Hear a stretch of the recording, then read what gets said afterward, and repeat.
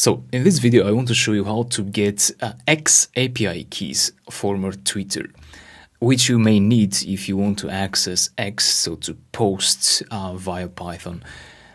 For that, you need to go to developer.x.com, and then you want to go to the developer portal. Now, I'm already logged in on x.com, so that's my icon. This is just a test account.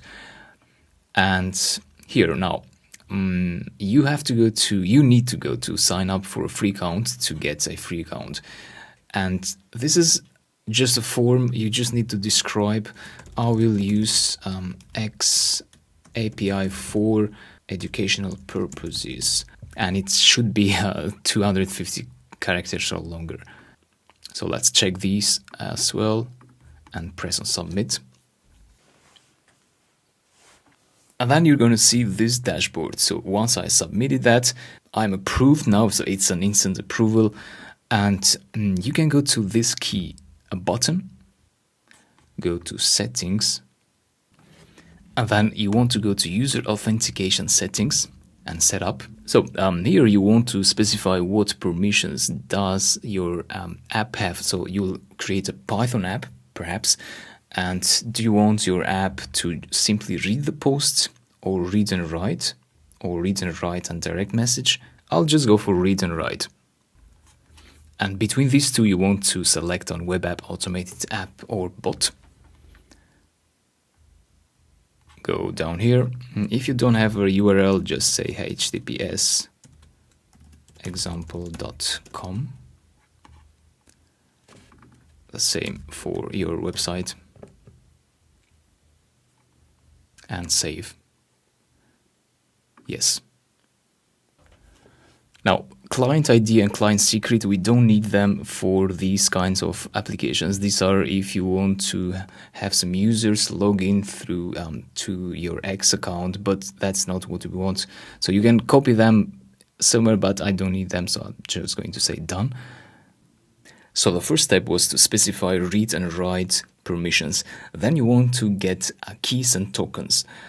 So with X, we need 5 API keys actually. And here we have the first 3. So we want to go to this and press on regenerate.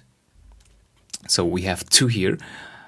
That's the API key, that's API key secret.